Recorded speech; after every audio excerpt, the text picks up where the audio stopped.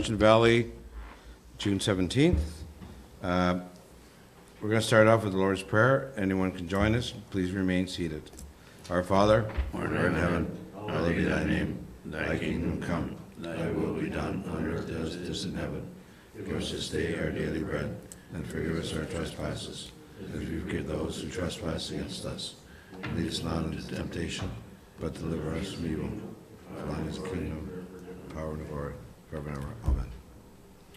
Call to order, Dean, please. Mover and a seconder, please. Jennifer and Betty. Moved by Councillor Gauthier, second by Councillor King, that the regular council meeting of June 17th, 2025 be called to order at 5:30 p.m. All in favor? Carried. Roll call, Dean, please. Mayor Bennett. Present. Reeve Watt. Present. Councillor Gauthier. Present. Councillor Hewitt. Present. Councillor Hughley. Present. Councillor King. Present. Councillor Wren. Present. All members present. Thank you. Confirmation of the agenda. Brian and Wendy. Moved by Councillor Hughley, second by Councillor Hewitt, that the agenda of the regular council meeting of June 17th, 2025 be approved as presented. All in favor? Carried. Any declaration of pecuniary interest? Seeing none. Motion for approval of May 20th meeting. Keith and Alan. Moved by Reeve Watt, second by Councillor Wren, that the minutes of the regular council meeting held May 20th, 2025 be approved as presented. All in favor? Carried. Motion for June 3rd minute meetings. Betty and Jennifer. Moved by Councillor King, second by Councillor Gauthier, that the minutes of the council and committee meeting held June 3rd, 2025 be accepted by council and that the resolutions from that committee become resolutions of council. All in favor? Carried. Okay, so we have our Laurentian Valley Outstanding Youth Awards. It's going to be just like in school. I'm going to tell you how it's going to work, and then we'll keep going here. So I'm going to name each student. One counselor is going to do the write-up on each student. When the counselor is done speaking about you, please come up to the front, and I'll hand you the certificate. If you want to do a picture of the parents, you can do it then, or we'll take a 5-minute break after council or after we're done youth awards. You can do a picture then if you wish. Entirely up to you. Just to add to that too, if we could keep everybody here till the end as well, we'd like to get a group picture of all of us too, the students, okay? Not at the end of the council meeting. No, but- we'll do it sooner. We'll let you out before that. Yeah. Okay, for Ella Harmer. Keith. Your mic. Mike? Ella's community contribution. Ella has contributed to about 300 hours of community services over the past 4 years. She has volunteered at the Riverview Heights retirement residence, her school sports events and parent-teacher interviews, and events like the Allison Fraser Halloween Trails, the Home Hardware Annual Carnival Craze, and the Champion Fun Fairs. Under personal courage, Ella has found courage in unexpected situations throughout her high school career, supporting her friends through mental health struggles and pushing the limits on her comfort zone to get over her fears. Under school leadership, throughout high school, Ella has always been a helping hand, from helping students catch up on their work when they have been absent to touring the incoming grade 8 students around the school during the summer. To be part of the Boomerang Gang, Ella has shown that she is a student leader. Youth athlete, Ella was part of the school's badminton, track and field, tennis, and curling teams. To Ella, sports are not just about winning, but about representing your school, growing from experience, and presenting sportsmanship. Under arts and literature, Ella has created numerous murals and works of art for her teachers and school. She enjoys doing crafts, going as far as to make craft packages for the residents of Riverview Heights and donating craft supplies to her local elementary school. Thank you. Congratulations.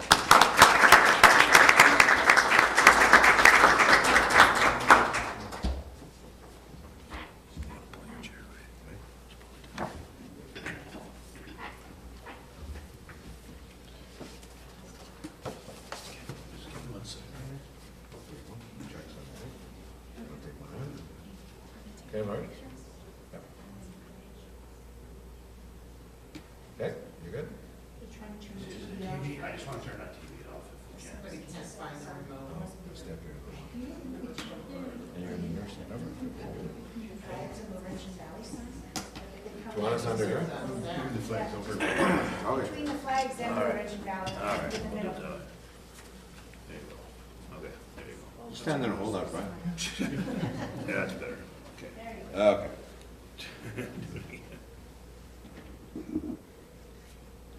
Okay, there you go.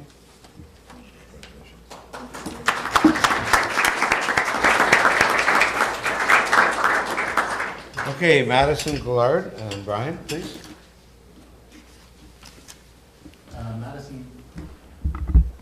Madison Gillard is from Jean Lajoie. Her community contribution, Madison has been deeply involved in both her school and community.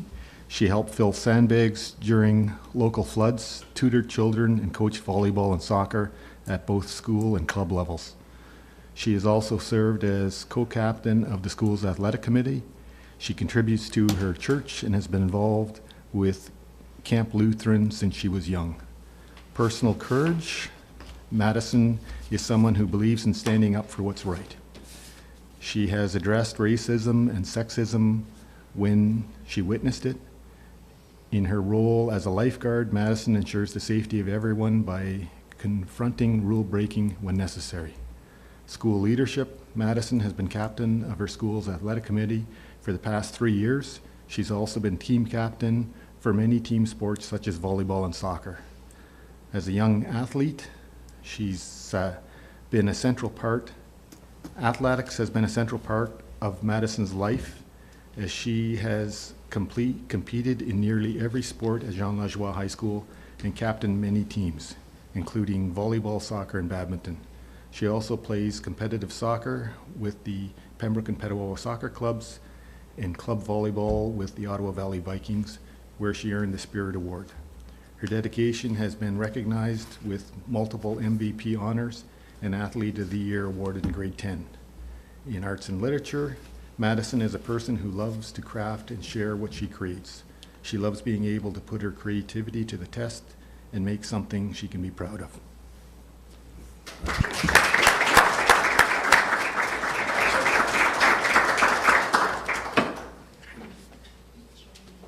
Okay, over here, right?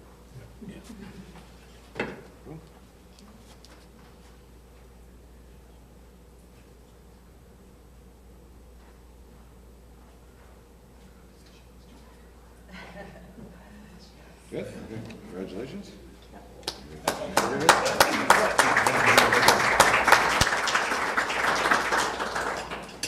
Next is Addison Robillard. Wendy? Addison Robillard is from Bishop Smith Catholic High School. Her community contribution. Addison has dedicated many hours to volunteering at school and community events, including her work with the PMC and the Pembroke Lumber Kings. She has a genuine passion for helping others and is always ready to support her peers consistently, making a positive impact on those around her. Personal courage. After undergoing surgery in the summer of 2024, Addison faced a heartbreaking loss of her senior year, her sports dream. Despite this, she showed incredible resilience, committing to physiotherapy, training hard, and staying involved by supporting her hockey team from the bench throughout the season. She also continued to support school teams in other ways, demonstrating courage, dedication, and true sportsmanship. School leadership. Addison has been a very dedicated member of the School Athletic Council for 5 years and now serves as the co-president, helping to organize major events like elementary sports tournaments at Bishop. Despite missing many classes, more than most due to her leadership duties, she never asks for extensions and consistently maintains a high average in the 90s through her hard work and commitment outside of class. Youth athlete. Addison has earned the Female Athlete of the Year award for 3 consecutive years, along with the MVP and Most Dedicated Player honors. She's made every team she's tried out for and has played competitive hockey most of her life, including with the Junior Elite U22 Nepean Wildcats since she was 15. She will continue her athletic and academic journey at the Long Island Post-University in New York on a Division I scholarship. Arts and literature. When Addison was younger, she took step dancing lessons and would perform at the nursing homes and other functions. creating a sense of belonging and contributing to a more vibrant and fulfilling living environment for the elderly resilience. Congratulations, Addison.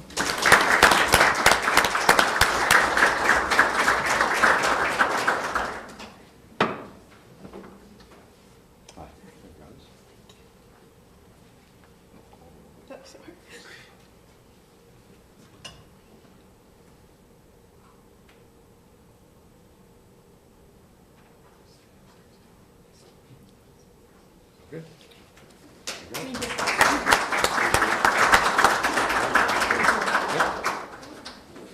Okay, next up, Betty, is Lauren Cuvell. Lauren is from Fellows High School.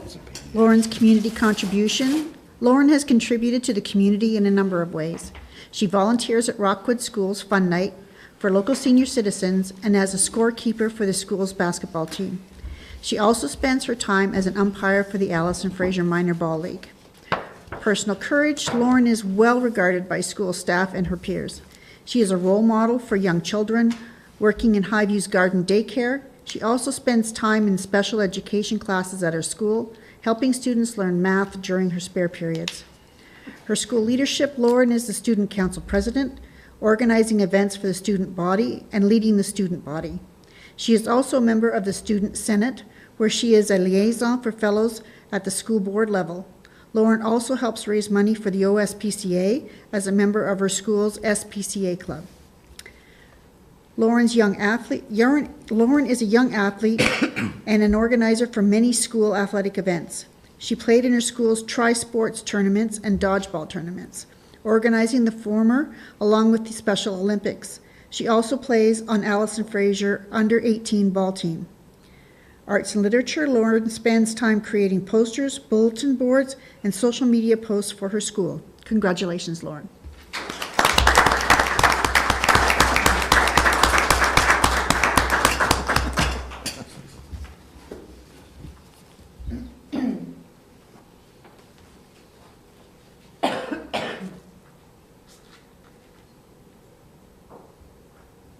Okay, congrats.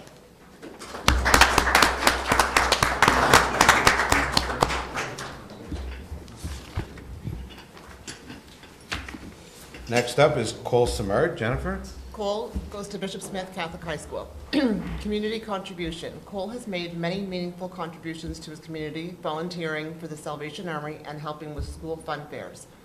His passion for hockey has led him to assist with conditioning camps where he helped other athletes improve. He has also volunteered his time with the Lumber Kings, working as an usher and as an announcer and halftime show host for the U16 Aces game. Personal courage. One of Cole's key traits in his courage, he exudes quiet confidence, remains humble in victory, and is always willing to help or lead when the situation calls for it. He is friendly and outgoing, making it his mission to connect with someone new.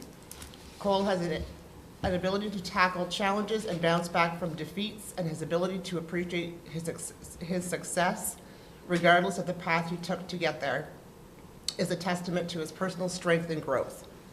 School leadership. Excuse me. Cole plays a key leadership role within the school community. He is the event director of the Student Athletic Council, where he coordinates a variety of school events. He also served as captain and assistant captain on multiple sports teams. He is always offering a helping hand and is quick to help with setup and help however he can when he is needed. Young athlete. Since starting high school, Cole has consistently participated in multiple sports each year, competing EOSA several times and representing Bishop at OFSA for volleyball. He has earned numerous athletic awards, including Most Valuable Player, Most Improved Player, Most Dedicated Player, leading him to becoming captain and assistant captain. Arts and literature. Cole showcases his artistic talents on the stage, highlighting his acting skills in one of the school's plays before an audience of his peers, parents, and siblings. He also demonstrates creativity while designing functional floor plans and blueprints in construction class. Congratulations.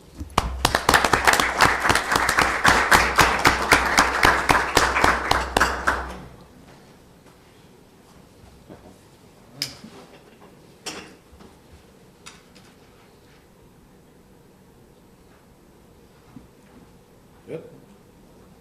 I don't think she does.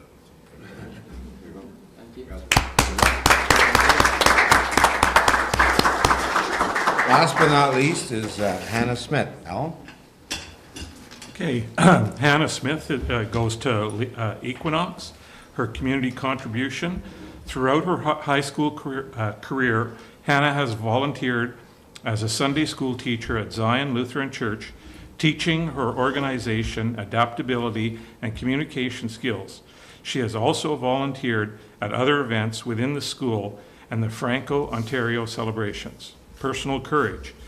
As a competitive dancer, Hannah has shown an excellent amount of courage facing adversity throughout her career. She has dealt with toxic dance environments, persevering as a soloist, and acting as the glue in dance groups. School leadership. Hannah attends regular student council meetings as class representative and minister of communications. She helps with planning, organization, and execution of school activities. Hannah has danced recreationally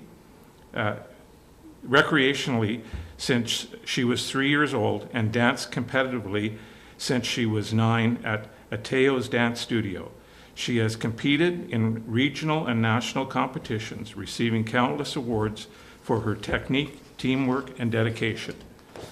Hannah is continuing her education at the University of Ottawa in English literature, after which she hopes to become a high school teacher. She has completed her school co-op placements, teaching children how to read and write. Congratulations, Hannah.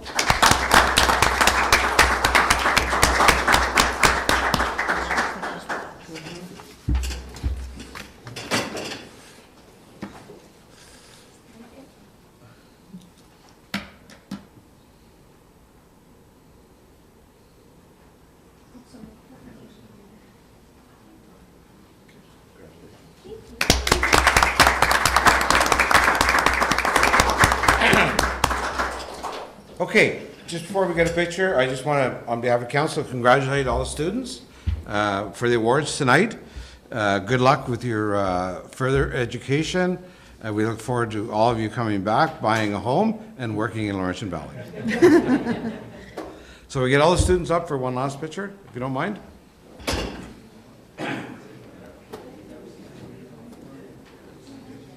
Just get you all up here. One boy again. It's always dominated by girls. Yeah.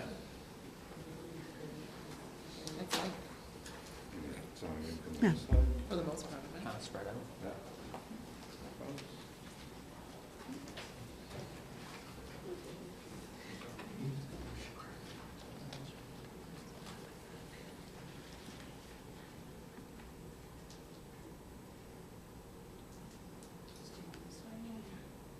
Oh, Accident in chamber.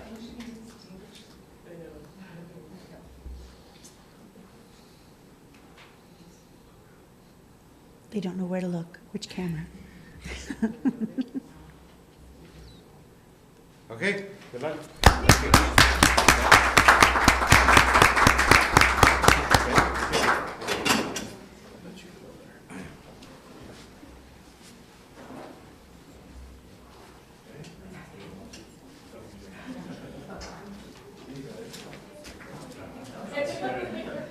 congratulations all.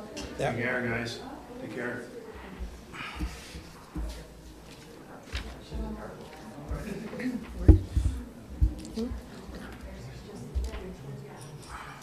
I heard him during the prayer. That's one way to clear it out. Next up, Peter, please. Lori and I are gonna work together on. You can't give him those. It's all right, I think we can get. Yeah. There they go. Thank you. Mayor Bennett. Perfect where you are. Perfect. So there's our audit letter. As you know, we did our testing and controls and we have no recommendations.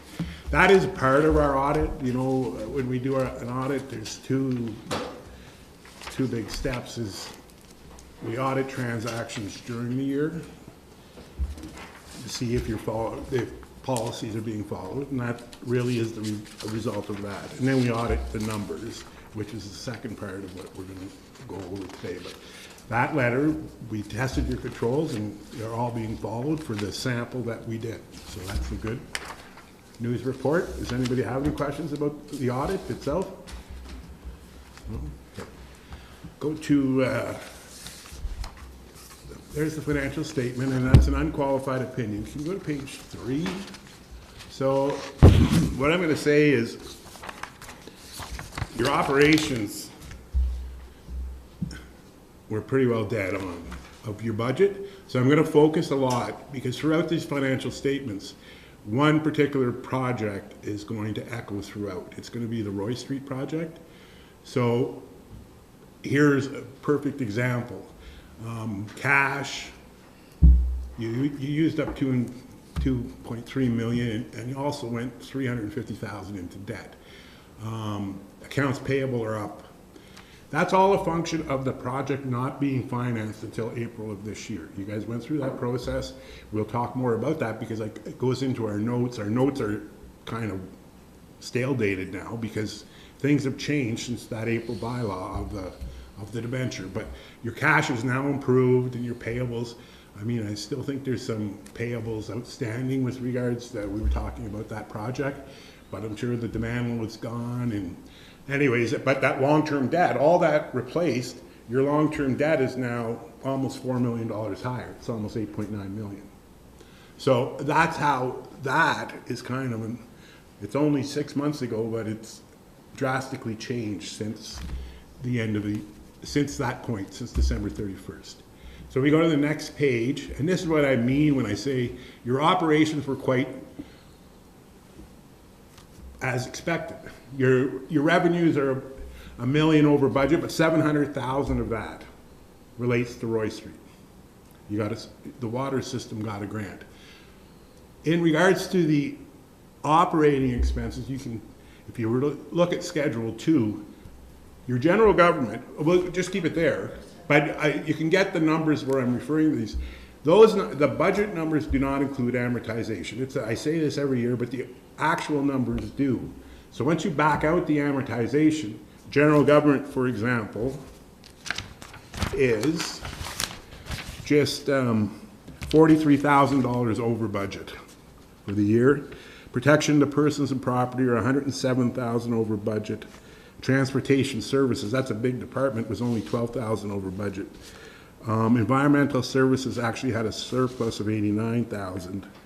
Recreation was over budget by 6, and planning and development was under by 112. So overall, your operating expenditures were $33,000 for the year under.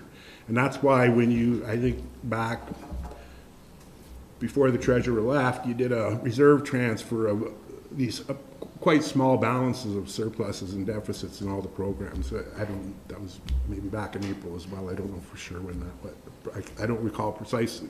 So other than that, this is kind of the boring part of your finance. It's what you guys probably care about. How did we spend our money? Did we do well?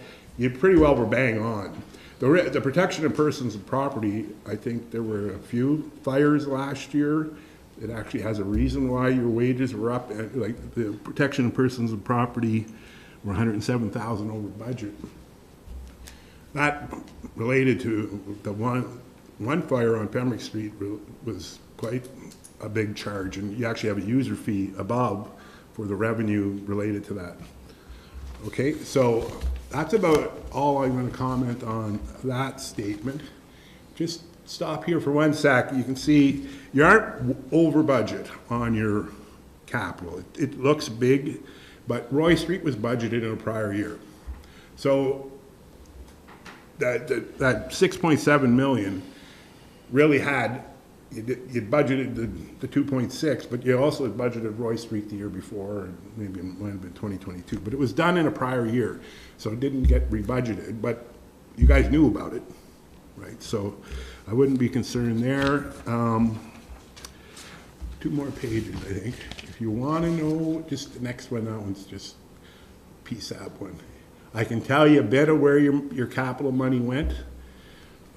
I just talk about the big ones. Linear assets, 6.4.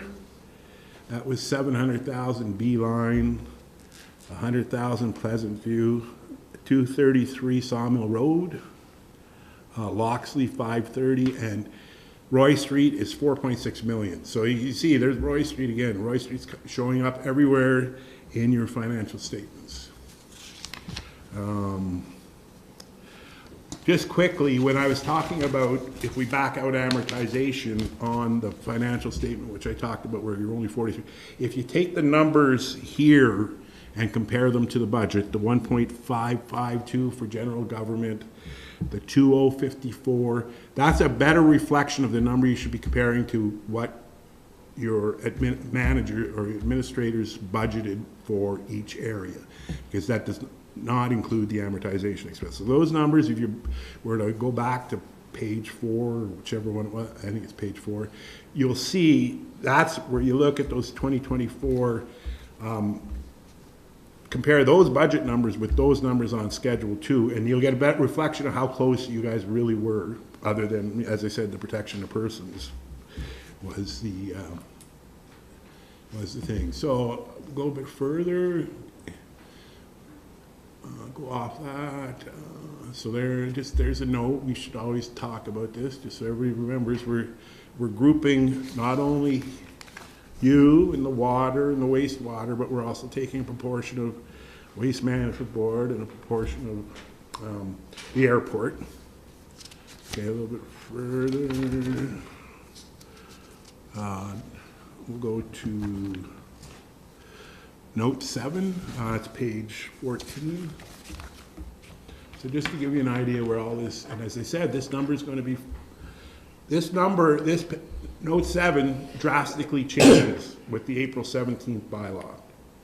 Okay, so, and in some ways, a lot of these have had a payment made. For example, I do believe, I can go through, the first one's the airport.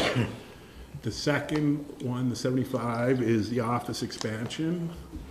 The 2.5 is the public works garage that you're paying for. The 293 was the fire truck that you purchased in 2023.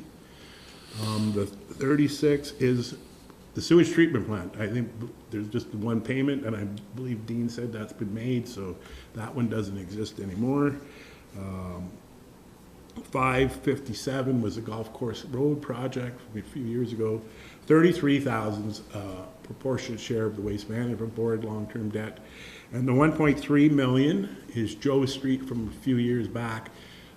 The general, when we say here, the general taxation and specific users, and that's, if you go, I can say from general tax, there's another place where the sewage treatment plant, when we say from specific users, that means the wastewater component or sewer is paying for that. So the funny thing is, most of it's general taxation, your public works projects and everything else that comes out of the general pool of money. The 1.3 million, because it, and this is going to apply to Roy Street when I talk a bit more about that, 30% of that is being paid by water, and 70% of it's being paid by the general ratepayer, because the project got assigned. It's the same thing with Roy Street. When we get into Roy Street, different people, different things happen. Of that 4.6 million, not all of it is general government. Okay, so having said that, when we get into these payments, as I said, this is $4 million higher. One of the, when we look at 2025, when we say there's 600,000 worth of payments, that's almost 800,000 now. Because in November, the first debenture payment, you have your debenture, but November 1st is you're paying it. The debenture on Roy Street is going to be paid over a number of years. The first payment's due November, so you really have to be aware of that for this. It's part of this year's budget, and I didn't look at this year's budget, but the first payment's about 183,000. It's 90 of principal and another 85 of interest. I don't have the precise numbers, but that number is of what you're expected to pay this year is considerably higher, again, as due to Roy Street. So the Roy Street project, if I got the, remember the numbers specifically, it's 58%, the project was 58% general government, which is a mix of the road and the storm sewer component. The sewage system is 22%, and the water system is 20%. Okay, but for the debt purposes, I'll explain a bit later, it's not split that same way, okay? Because when we get to the unfinanced amount at the end of the year, it's not equally represented by each place, and I might as well do that now. If you just go to the next page, note 10. So as I said, Roy Street, it was a $4.6 million project.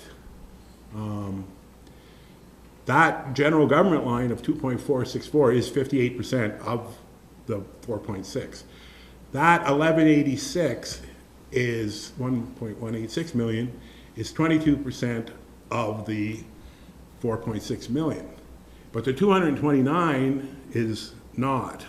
And the reason why, the project was 4.6, but the water system in particular got 700,000 of capital grants. So the province, and when we have a brief conversation of the water system, you'll see there was actually funding received there, so they only are unfunded by 229 of their 900,000 that their percentage would be. So going forward, when we talk about these debt payments, general government's going to be responsible for about 63.5% of the debt payment. Sewer is going to be responsible for 30.5%, and the water system is only going to be responsible for about 6%. So because they don't need as the water system, fortunate for them, they were able to get funding, and you'll see that when we do have our brief rip through the waterworks statement, and that's again, that's where I'm saying, you know, as I said, Roy Street's all over this financial statement.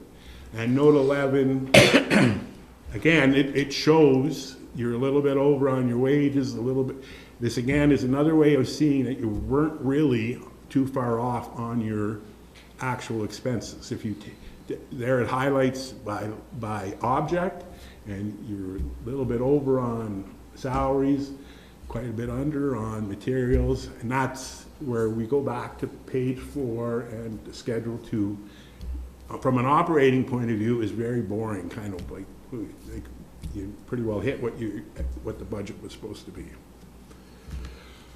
So I don't know if I have any other comments with the consolidated. We'll answer any questions that people have in regard to these financial statements. I don't have any. Council, any questions? No. Getting off easy again tonight, Peter. Yeah, I always come last week of June. Okay, water, and again, this is going to be a Roy Street, not to be, yeah. Roy Street. Okay, go to page 3. Anyway, so you see a big jump in accounts receivable. That's the capital funding. It was actually 682,000. And I'll show you on the next page. But the federal government, sorry, but we'll just see it here. Yeah, but the 682,000 of the 779 were the capital grants related to Roy Street. Roy Street. And then long-term debt, showing there at 400, but it's really $229,000 higher now with the debenture that was issued in April. This guy, I think this system had about a $1,600 surplus or deficit, real small operating surplus, which you transfer to reserves. So if you go to the next page, there we go. There's, you see, there's two things going on here. This one's a little more, you can see that the user charges and the purchase of water both went up. And that is now the you know, you didn't really know how the operation of the new water agreement with Pembroke was going to work, but it works almost in the, you know, your revenue went up, but so did your cost of the water. So it kind of went in tandem. And then you have those two grants, as I talked about, and that is the reason why we have to watch out. You have to watch out going forward. The water is only paying for a smaller portion of the debt than that 20% that was the charge, the cost of the project. So the next line, can you just go, I guess, 2 more pages? And that big cap, the next one, I guess. Yeah, the 900, as you can see that, there's a bunch of little things in tangible capital asset, but in the later answer, 900,000 of that, 912 is Roy Street. So you did, you added another 20% to the cost. So that really is all I had to say about the water as well. As I said, it was a story of Roy Street. So going forward, I don't know, you just have to be aware of those payments are going to be, I don't know if they were budgeted or not. I didn't look. So it's good that the water came out as close as it did with the new contract. And we Yeah. didn't come real short or anything of it, so Yeah. that's positive. Brian? Roy Street can explain. Note number 3 is the taxes receivable, and we got a 20% increase in receivables. Okay, well, some of in that. a year. Okay, well, there's 2 parts to that. You increased your tax rate, and remember, that includes the school board portion, everything. But the other thing is a lot of charges in last year's budget, a lot of charges were added to the tax roll due to the fires. When you add them to the tax roll in order to make sure you get collection when the property sells. So the in that number, that increase on current taxes includes a bunch of charges because of you rebuild out the fire costs related to, well, I know one particular property was over 50,000. There was no explanation, that explains it. Okay. Anybody else? Seeing none? Okay. Thanks, Peter. Okay. Peter, Thank you. Have a good night. Do you want your letters now? Sure.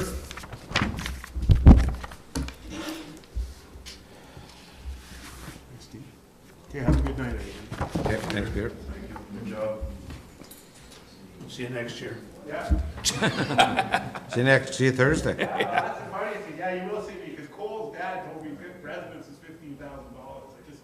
That's when you get Cole Savard, my son's gonna be rooming with it, and he said, well, yeah, did Cole tell you that, your son tell you that residence is $15,000? See ya. Okay, we'll go down to reports. First is treasurer report. Any questions? Fortunately, I didn't get one in, but I can just verbally update that I'm back up to speed kind of thing, in the sense that we're rolling through with different items. I know council is taking a hiatus for summer, but there could be a call to the chair if we need to have a meeting, but just be prepared for that. We'll try and give you enough notice so you can mark your calendar.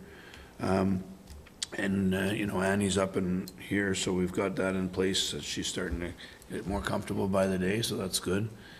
And I don't think there's anything else. I mean, we've been doing a few events, and there's still a couple to come through the summer, so, everybody's kind of working fairly closely together and doing well, so.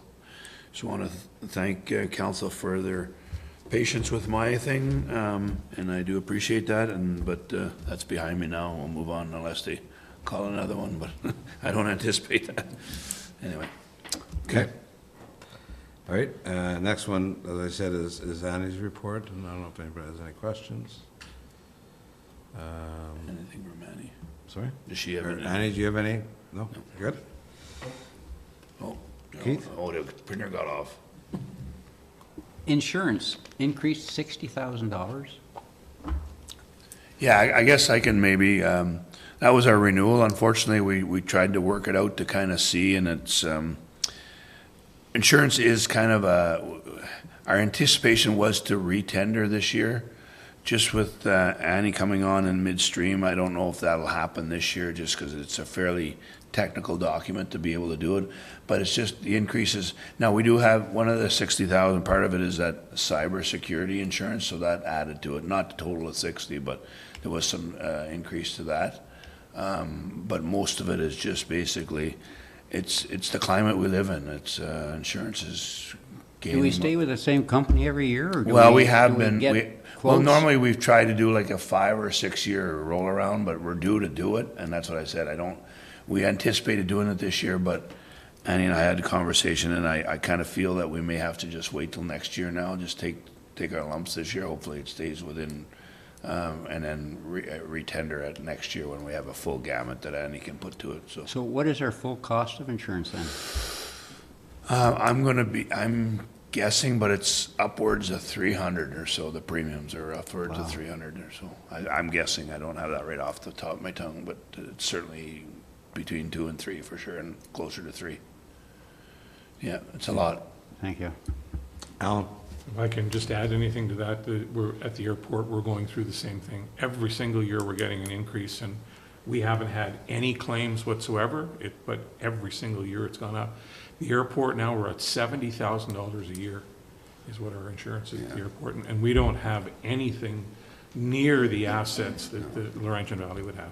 Like, I know they talk about climate change and being floods and things like that, but wow, 60 grand, that's a lot of dollars. No, and they're not like, and what that translates to, that's what I'm saying, it's not single digits, it's all double digit increases, and it's, the liability's increasing, and, you know, property itself isn't bad, the property, but the liability is very, very tough to put a pinpoint on. Betty? So what would that percentage equate to? The extra 60,000, what would that be a Well, percentage? that's 1% of our levy. But of the insurance, how much did it go up? Oh, well, I thought it was upwards, I think it was 12 or 13 this year that we took an increase. Yeah. Yeah, it's a lot of money. Everybody that renews their insurance policy at home or business, you're finding the same thing. And it's difficult because, I mean, you can't do without it, right? I mean, and we're not big enough to self-insure ourselves, so it's one of them things where they kind of got you. You try to scale back, but then, you know, if you scale back too far, then you're putting your liability up, so it's kind of one of them things. And then joint and several liability, meaning like, because the municipalities, when we get into a situation where there's an accident or something happens, the province has put in this legislation called joint and several liability, which means if they can prove that we're 1% involved in the transaction, then we can pay the whole shot because we got the deeper pockets. Our insurance are, you know, we have heavy insurance by rights, and they can come back and get the whole thing. So if somebody's sued and they're 99%, but they only have, you know, $1 million and the claim comes in at $9 million, then we're paying the other 8 coming out of us. So it's ridiculous, but that's the life we live.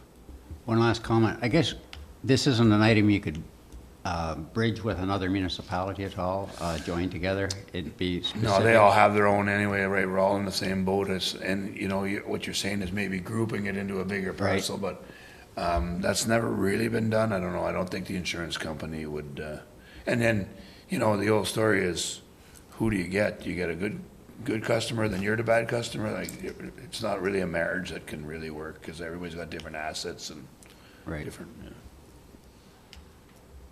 There are only three or four companies that do it too, like that do insurance in municipal, like in the big mush sector.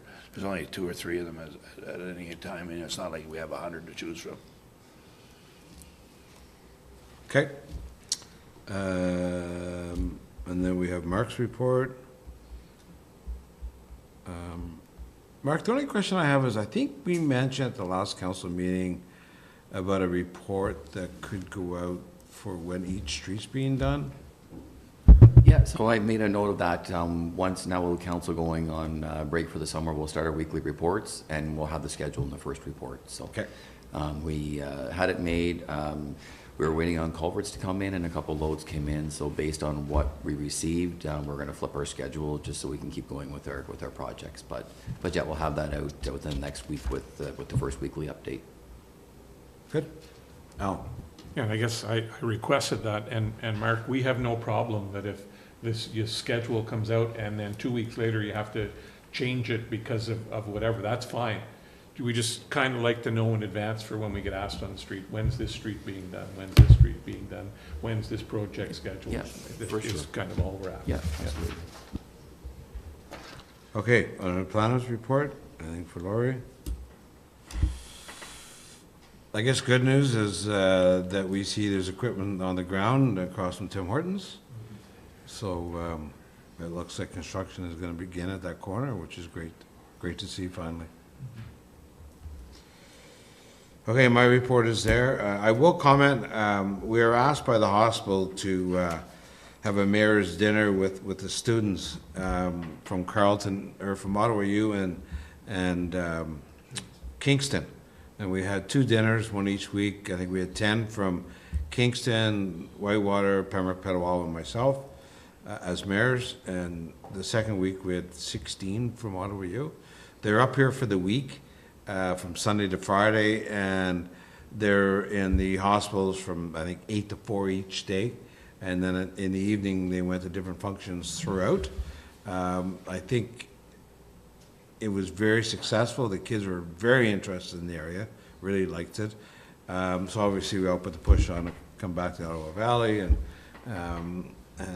complete their studies and their, what do you call it, Dean, at the end of becoming a doctor? Yeah. Residency. Yeah, residency. So we're kind of hoping next year it's going to happen again and maybe get more participation within Laurentian Valley. There wasn't a lot. I know they went whitewater rafting and a few other things. So we're looking forward to happening again next year. And I think it was very positive to get these students out. And I know they all said they're going to go back and tell their classmates how nice an area it is. So hopefully it might work. Okay, we have a motion. Yep. Betty and Jen. Moved by Councillor King, second by Councillor Gauthier, that the council receive the following reports from mid-May to mid-June at the regular council meeting of June 17, 2025. Treasurer's report, Public Works Manager's report, Planner CMC report, and the Mayor's report. All in favor? Carried, thank you. Under planning, Laura.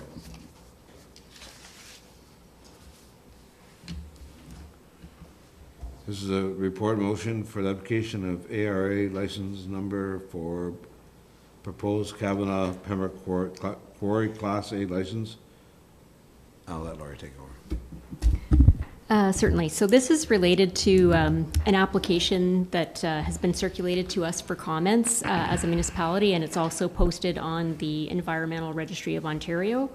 So it's an application under the Aggregate Resources Act to the Ministry of Natural Resources for a quarry being called the Kavanaugh Pembroke Quarry, and it's a proposed Class A license for below the water table quarry with maximum annual tonnage of 1 million tons per year. So with this, it was an open house that was held as well as part of this process that was driven by the applicant. That's the way that the Act works. So there are a large number of studies that are required under the Aggregate Resources Act.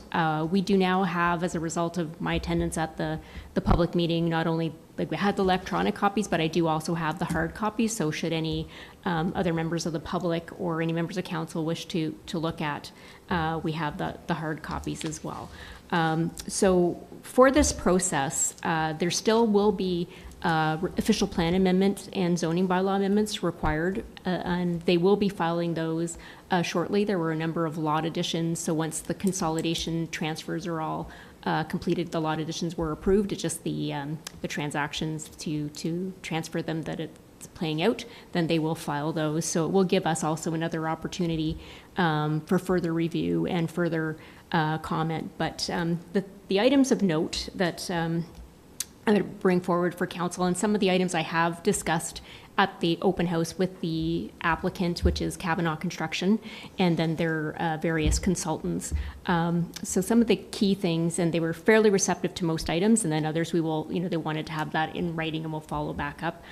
So some of those do relate to broadening out the ability for a notification prior to any blast occurring, and so they're open to having that set up and to extend that outreach beyond what the minimum circulation requirements under the Aggregates Act are. And we know from our other experiences with past quarries that would be helpful. And then to ensure that I do directly get a copy of that notice as well too, because sometimes our other experiences are that when those blast notices come in, they're not necessarily directed, and they might just come in on a fax, and it may be over and done with before we can get that notification up on our website.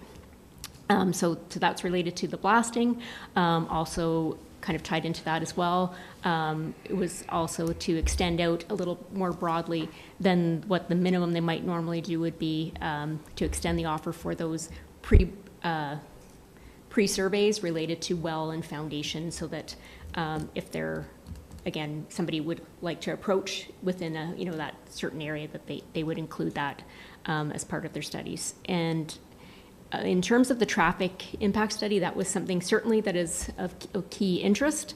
It is proposed that the primary access is, and basically the access for the haul routes, and that would be out to Highway 41. They have had extensive pre-consultations with MTO as well, and it would generally be not the location that you may have seen from the past, property owner that was considering a future aggregate site and kind of had created a bit of a path through. It's not that one. That's kind of been grown over now and will be not used. It is the one that was the location closer to the house that you might be familiar with that had burned. There's still like some outbuildings and that there, that it's a consolidated property, and that's where the location would be on Highway 41. And there is, I did provide for the members of council here as well, there's the map up on the board, but there's also the handout that they had that's a fairly good little one that has an air photo. It gives you an idea of how the consolidated lands are. It's also, for those in the room, it's up on the screen.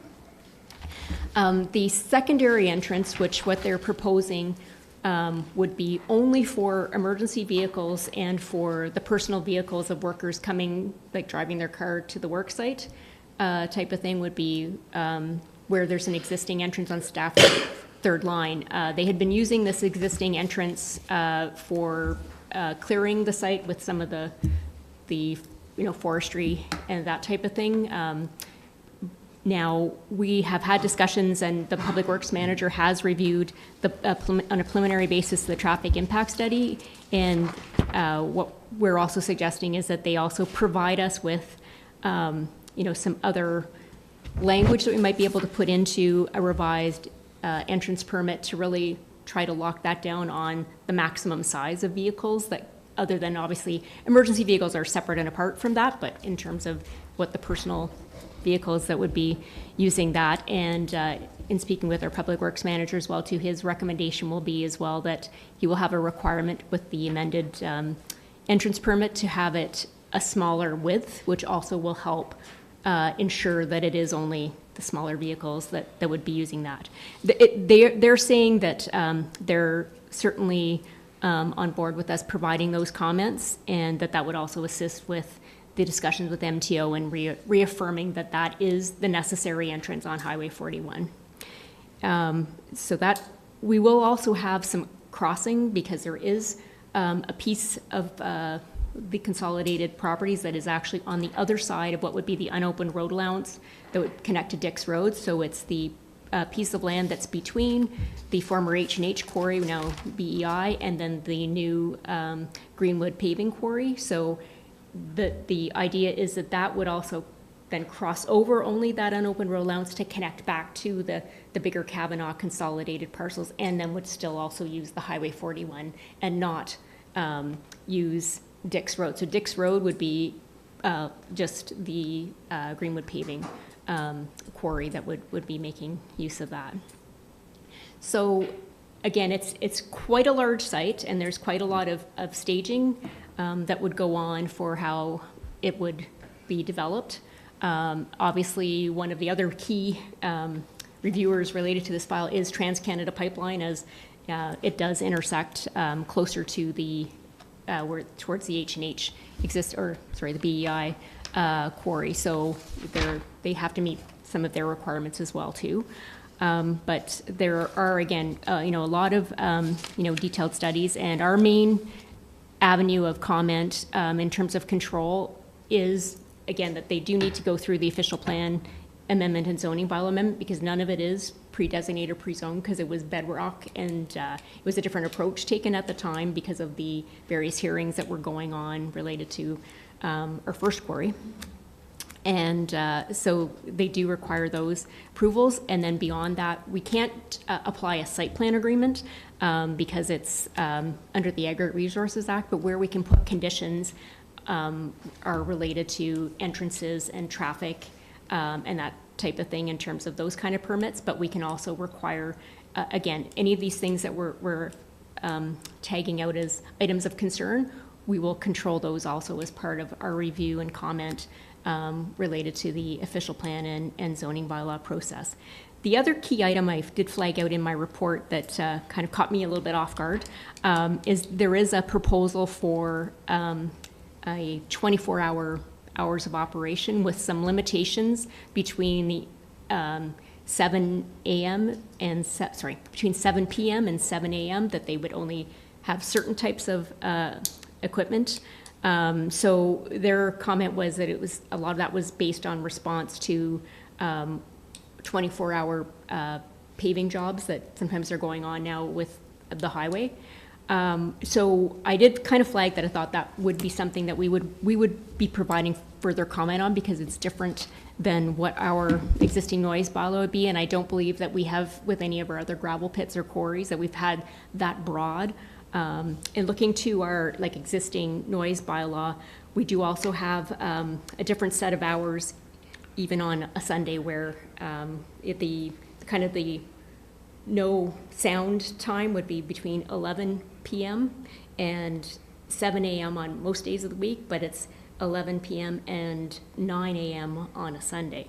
So where we've had other situations where we've had highway construction jobs, for example, we did have one with one of the project parts of Highway 148 that did go ahead, where MTO actually did bring a request through to council, and our noise bylaw does have an existing clause that does provide that they can come forward to make an application to council for a grant of an exemption for a specific project or specific time period. So my suggestion would be that we look at something like that back as a request, that's how they would operate if it's on a more of a project. Obviously, if there's an emergency, such as we've experienced with what we've done with some of the gravel pits where it's sand that's required to address imminent flooding or that type of thing, that's a different type of a situation. But that as a norm, I think that would be quite a departure if we started to allow for a 24-hour and, just in terms of our control if we do have an issue. Just a few things, and I'm glad to see that the entrance on Stafford third line, we're going to request to have that narrowed. How much teeth as a municipality are we going to be able to have on that? Okay, would be my first question. And then the same thing with the extension of how far out they're going to go for well and foundation testing.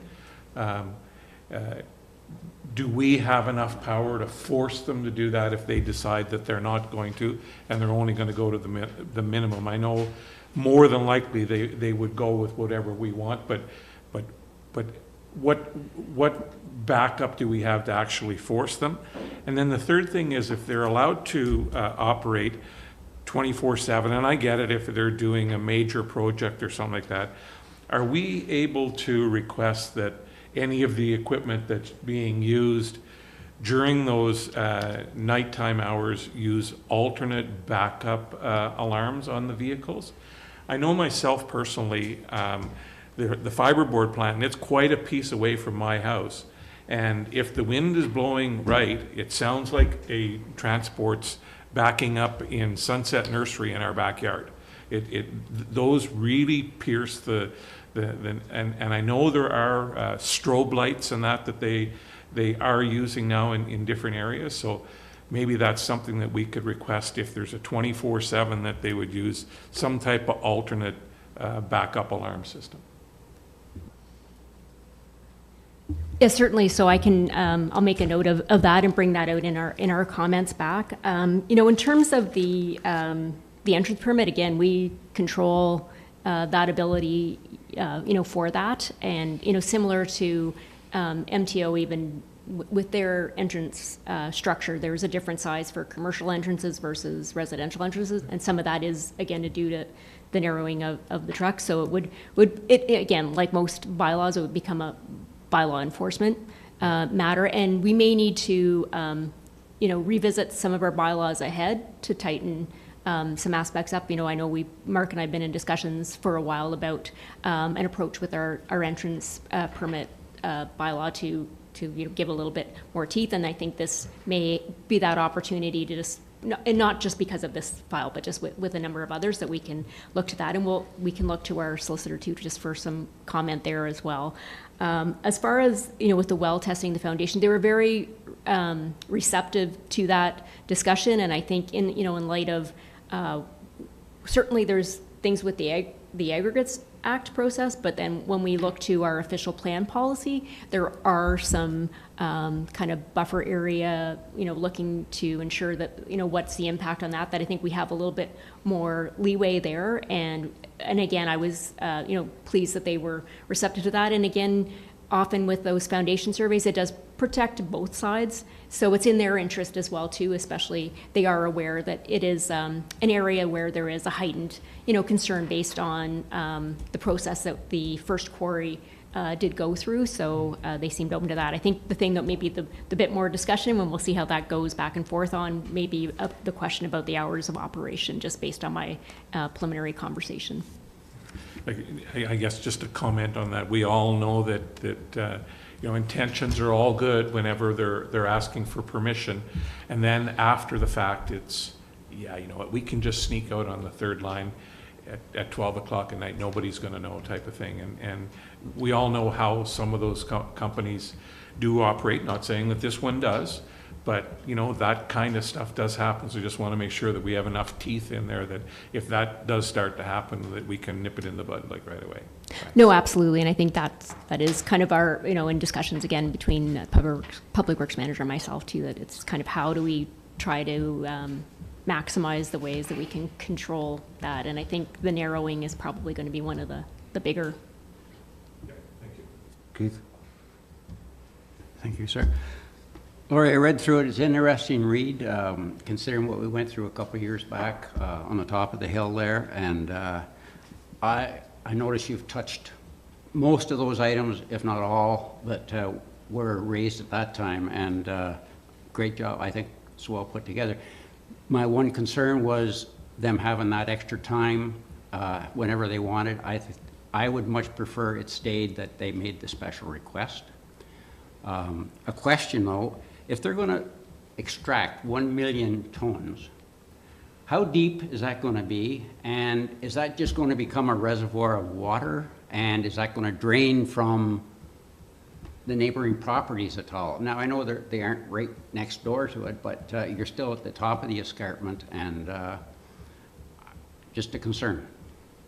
It's 133 meters, isn't it? I believe the depth of the water table, and I think I did provide council with the cheat sheet that they had out at the public meeting, and I apologize, I don't have one in front of me right here now just to double check, but it might have the depth to the water table. Again, there's different spots. It's such a large site that it may vary, a bit too, but I can... Extraction to occur in 4 laps, final depth ranging from 120 to 133 MASL.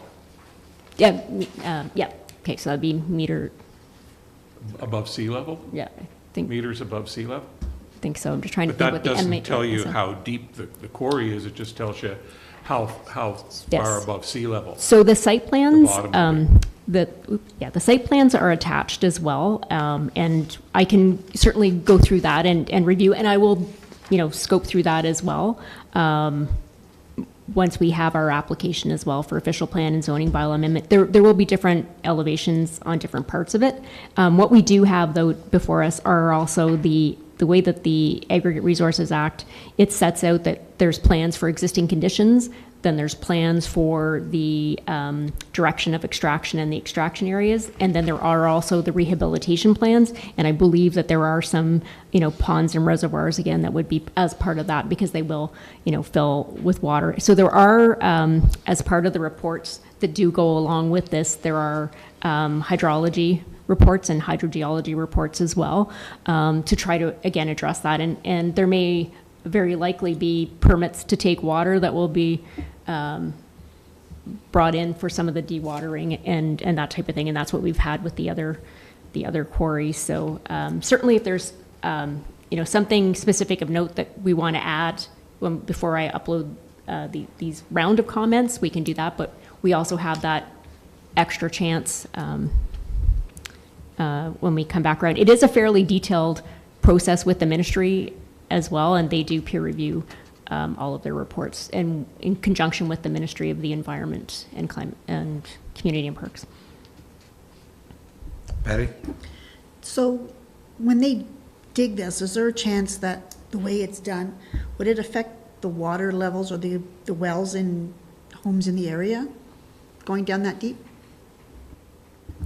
So that's why there is the requirement. One of the key studies is the hydrogeology and the hydrology reports, and so that's where it's trying to address that matter to avoid that situation, and that's why also they look to do those baseline studies as well of what the existing conditions are to be able to back up that they haven't affected something if and that again, it's in their interest to not have that occur, but that is certainly the element with each quarry. Now, the one thing I did ask about is because, again, it is mostly limestone bedrock in this area, that whether the karst had any other effect, and they said it doesn't have another specific effect in that area, and certainly in terms of blast, what they do is it would be more about might actually baffle the sound a little bit more, buffer it quicker, but they also know that if they hit the karst, they know right away because of the volume of the slurry that they put in, and they would be putting more in, so then it controls their blast. So they have addressed that. Those of us that are not educated, what's karst?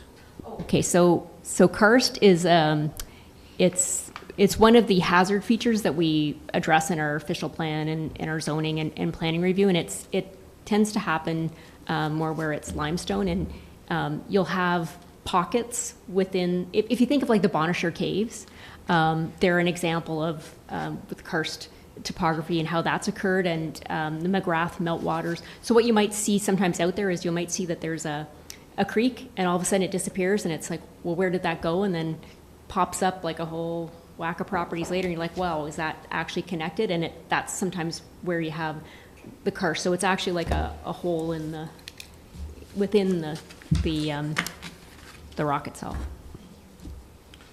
Laurie, just two things, and we've kind of talked about it already. For the well testing and foundation, I think maybe we kind of learned a lesson in the past that we can request copies of these tests, so we're aware that all the residents have had it done ahead of time, and they haven't missed anybody that they said they would do, whether it's the well testing and the foundation. And the 24/7 really scares me, big time, because if we're ever to allow anything more than we allow now, it's just going to open up a can of worms, or whatever you want to call it. Totally. Down the road, everybody's going to be coming back saying, hey, well, these guys are getting it, we want the same, fairness, whatever. So that's huge. I think that has to be addressed. Okay. Anything else, Council? All right, we have a motion. Yeah, move in a second, please. Keith and Brian?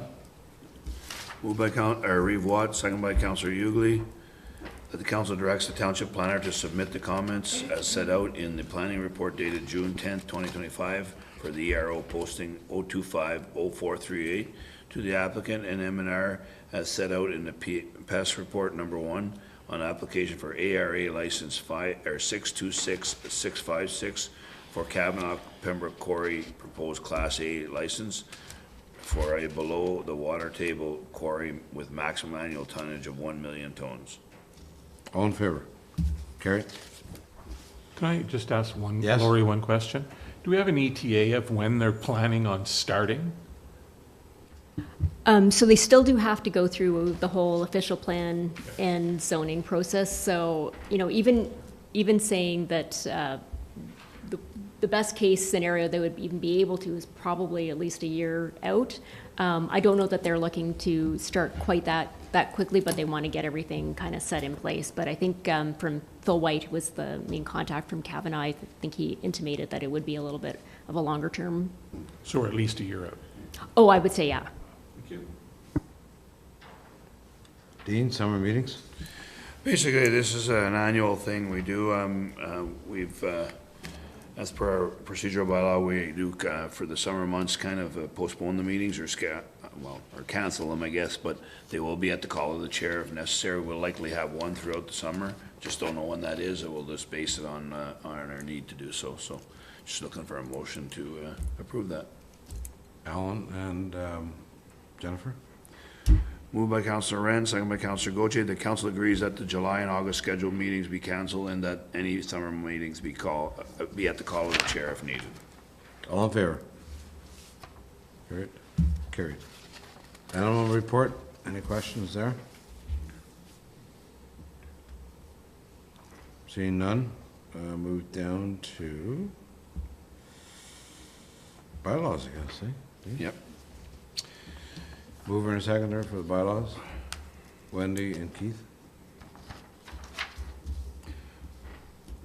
Moved by Councillor Hewitt, second by Reeve Watt, that the following bylaws be enacted and passed and be read a first, second, and third time, and be numbered and signed by the mayor and the clerk and sealed with the seal of the corporation, and be engrossed in this bylaw book the 17th day of June 2025. Bylaw 2025-06024, zoning bylaw amendment Z 2025-03, Woodkey, consent B 70/23. Bylaw 2025-06025, to appoint a treasurer, deputy CAO for the Township of Laurentian Valley. Bylaw 2025-06026, to appoint signing officers, auditors, and solicitors for the Township of Laurentian Valley. Do we have to add the other one, Laurie? The agreement one? Okay. Sorry, we're adding a one as well, bylaw, and I don't have it. Then you have the number, Laurie, by chance?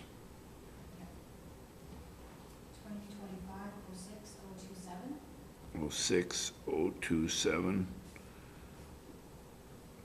to enter into agreement. Yeah.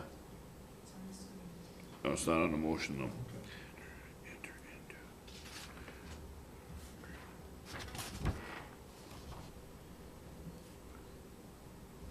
Okay, so enter an agreement with MTO. Yes, to get the rest of it, but I'll fill that. That's all written there. Okay, oh, it's on the screen, okay, I'll write that, but you see where it is, or I'll read it here. Bylaw 2025-06027, to authorize and entering into an agreement with Her Majesty the King in the right of Ontario, Province of Ontario, represented by the Minister of Transportation for the Province of Ontario, to be undertaken the rehabilitation of Kings Highway 148 from Angus Campbell Drive to Greenwood Road Project. So basically that just, and I wanted to flag that one to say that this is the agreement with the MTO that acknowledge us in partnership to do our water and sewer. I know we had some back and forth with our legal, didn't quite get the exact wording we want, but our solicitor is currently comfortable that we're protected if we need to, if it does go above budget and it's not something we can afford, that we can get out, so. Okay, mover and seconder? No, we already have it, sorry, go ahead. Yeah. So, All in yeah, favor? yeah. Okay. Council acknowledgements. Keith and then Betty. Just like to give hats off credit to all the staff who participated in I Love LV. It was a great day, special order for the weather. It turned out perfect, and I think the crowd was exceptional as well. So my hat's off to everybody who participated in that event. Thank you. Betty. I'm going to echo those sentiments. I heard that it was an amazing day, some great entertainment and a lot of people. I have to apologize for not being able to attend due to health reasons, but I was there with everybody in spirit.